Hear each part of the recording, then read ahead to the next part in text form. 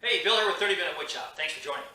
Today I'm doing a quick review of Porter Cable's PCC 660 6.5-inch circle saws. These run off the 20-volt lithium batteries. They look good. Let's run right through it, man. So I'll give you a quick backstory though. Backstory is December, bought two of these. I wanted to have one for plywood and one for rip cuts. I like doing it that way because it makes it a lot easier. Having to change out blades is a big mess. So picked them up, figured, okay, I'm using this as my crank jig. Be really easy, cut plywood and break it down. Got them, and when I got them, they had problems. The problem is that blade was moving back and forth on the arbor. So the arbor was basically flopping back inside the motor here, doing this. Terrible. Okay. Wrote Porter Cable, said, hey, here's your problem. I'm returning these. 2 months later, 2.5 months later, they sent me a new pair. All right. I told them that I would review them, but I would be an honest review, and they would get what they get. All right. So I did warn them up front. So we're going to see what these things do. Both of those units that I bought in December were bad. Bad. So we'll check these two new units out. First thing, when you look at these things, I like design and the color. All right, I'm a Porter Cable guy. I've been Porter Cable for years, man, decades, and most of mine are corded. I do have some cordless drills and impact drivers, those kind of things. But I like Porter Cable overall, and have. So we'll see. I like the balance on this generally. It's a little nose heavy still, but once you get it on the wood and cutting, it should be great. And it uses the same batteries as the rest of my equipment. Does have a safety switch here. So that safety switch, just basically when you pick it up, it prevents you from kicking the saw on just when you're carrying it. The front handle is a little on the small side, but I don't really use the front handle, so it's not a big deal. Kind of needs to be about 20% wider, because you can see it, my finger doesn't catch it.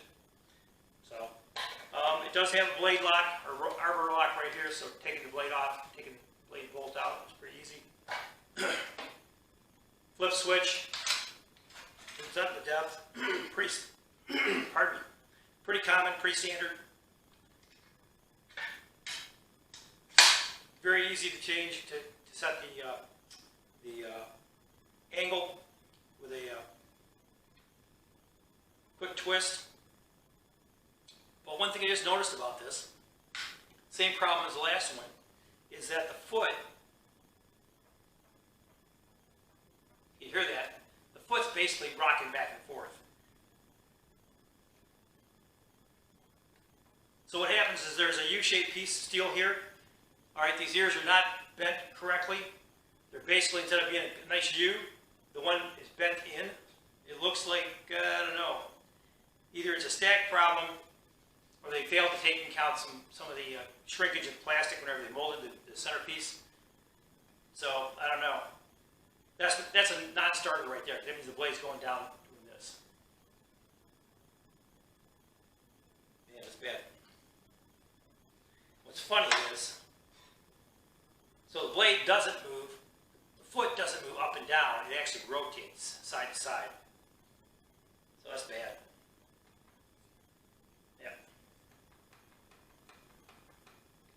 Yep, terrible. All right, so that's a non-starter right there.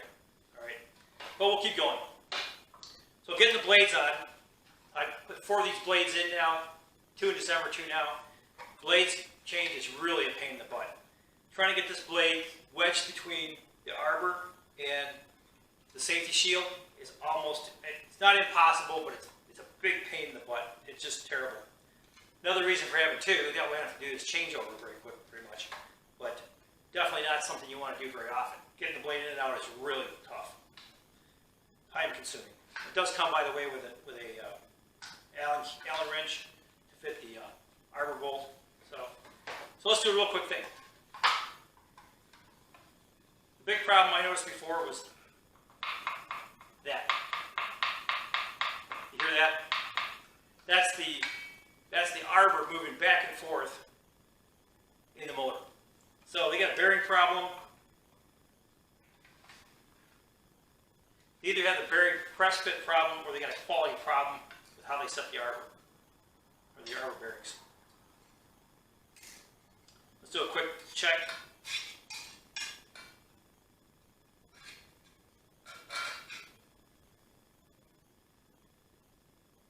Okay, so all I'm doing here, I'm using my finger to push it to the left or the right, just enough to get it pushed out as far as it's going to go.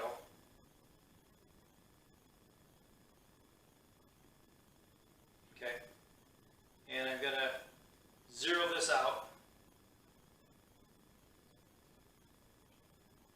Now I'm going to push it the other way. Okay, you hear that thing slopping around.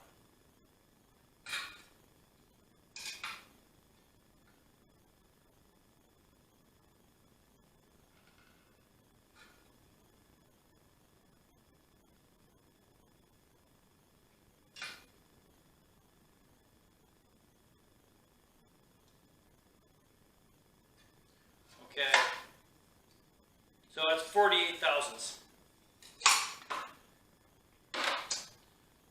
Now that's a lot. 48 thousandths is a lot of that's a lot of motion.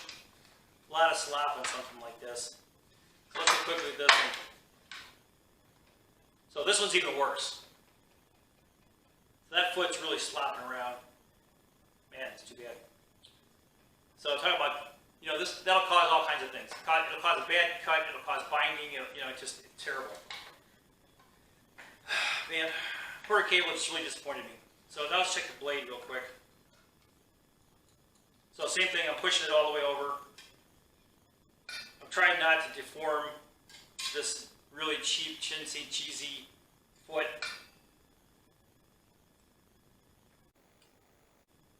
So I'm using that to register off of. Zero this out.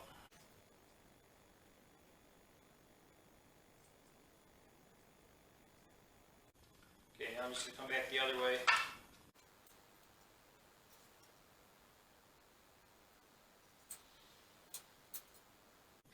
Okay. So 49 thousandths. So 48 thousandths. So basically 50 thousandths of an inch. So these things are just slopping around way too much. And that kind of slop, both in the foot and the arbor, basically gives you a really crappy cut line. You can't get any kind of precision out of these. These might be good for chopping up plywood to kind of rough cut it to the point where I can get it moved into the garage or the basement and work on it. But definitely not, there's no precision cutting with these things, which is kind of sad, you know. But hey, there you have it. Right now I'd give these babies 2 thumbs down. Don't buy these. The PCC 660 is not a piece to buy. This is 0 for 4. I've had 4 of these units in. They all 4 exhibit the exact same problem. All right, 30, 40, 50 thousandths slop in them. Actually, I had one of them, the early one was 90 thousandths.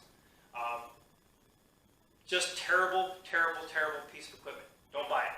Hopefully, I've saved you a little bit of time, a little bit of money, and some angst. If you bought one of these and you can't figure out why you can't get a precision cut, that's why, man. It's a terrible piece of equipment. Put it on eBay, sell it to some sucker, and what the heck? Or keep it and cut down plywood with it. Just because you're gonna rough cut the plywood and then finish cut it. You might get away with that, but I'd leave a good 1/4 inch. So anyway, hopefully this you got something out of this. If you did, I put some links at the bottom. All right, take a look at them to a Makita and to a DeWalt. I have checked Makita and DeWalt in the store, and they don't exhibit the same problem at all. So ultimately, I'm going to probably end up with a Makita because I actually like Makita too. But I really didn't want to have to spend more on batteries, if you know what that's like. So, but anyway, hey, if you got something out of this, man, hit like and subscribe. I'd appreciate it. Hopefully, I saved you a little time, a little money, a little angst. And folks, on that note, until next time, hey, good making.